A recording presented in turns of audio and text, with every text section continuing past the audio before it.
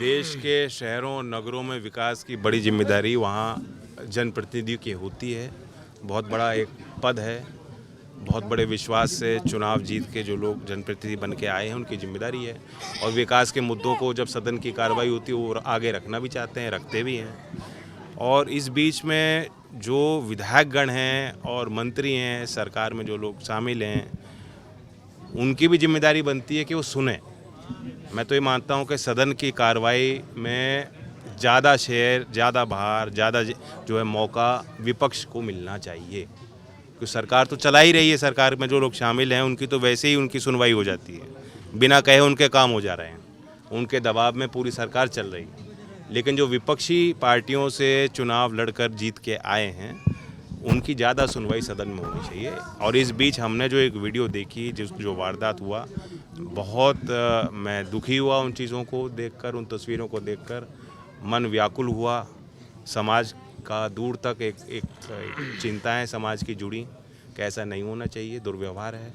जाति सूचक एक तरह से आक्रमण किया गया, क्योंकि ये मानते हैं कि ये जिस जाति समुदाय से आते हैं ये लोग कमज़ोर हैं और इनको हम दबा लेंगे।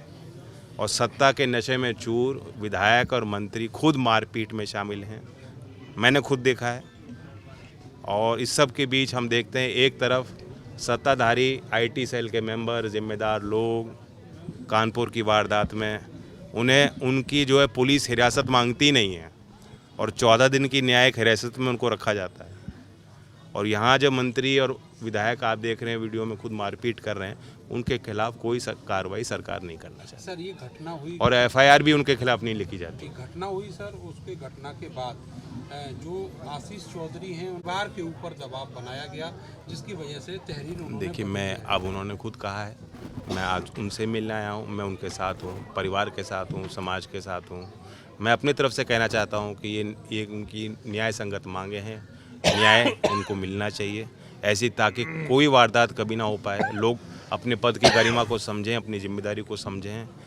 और कोई कितना बड़ा नेता क्यों ना हो सरकार में, लखनऊ में उसकी गिनती ज़्यादा होगी, हमारे यहाँ उसकी गिनती बहुत कम है। और यहाँ मेरठ के लोग, मैं अपील करता हूँ, जो समाज के लोगों ने तय किया है, शायद 10 तारीख घोषित है, जो भी तारीख समाज के लोग तय करेंगे, अगर इस विषय को लेकर कोई पंचायत होगी, सबसे पहले और सबसे आगे मैं उसमें रहूँगा। अच्छा, बीजेपी के महिला पार्षद छेड़छाड़ की गलत जगह उल्टी बात नहीं, अब तो हो सकता है अंतर्राष्ट्रीय साजिश भी घोषित हो जाए। जैसे हाथरस में प्रकरण हुआ था, जो अनुसूचित जाति की एक परिवार को दबाया गया और उनको न्याय से दूर रखने की पूरी साजिश थी। जब मैं वहाँ गया, केरल से हमारे बेचारे पत्रकार वहाँ उसकी रिपोर्टिंग करना चाहते थे, तो हमारे मुख्यमंत्री ने, और किसी ने नहीं, मुख्यमंत्री ने कहा ये तो अंतर्राष्ट्रीय साजिश। NSA लगाई गई, सिद्दीक कपान 2 साल जेल में काट के बेल पे बाहर आ पाए। तो ये तो तरह तरह के आरोप अब लगेंगे, अभी तो देखो क्या क्या होता है।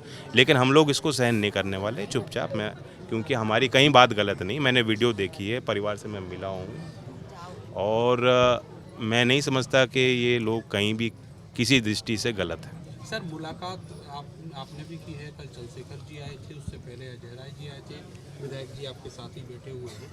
ये सब तो अभी चल रहा है, लेकिन आगे जो प्रोसेस है, कानूनी प्रक्रिया है, जैसे तफ्तीश और जो आरोपी हैं वो जेल जा पाए, उसके लिए क्या प्रयास आप लोग? पहले तो जो सही आरोपी हैं उनके खिलाफ मुकदमे लिखे जाने चाहिए। किसी दबाव में अगर वो मुकदमे नहीं लिखे जा रहे तो प्रशासन की अपनी जिम्मेदारी, पुलिस की जिम्मेदारी है।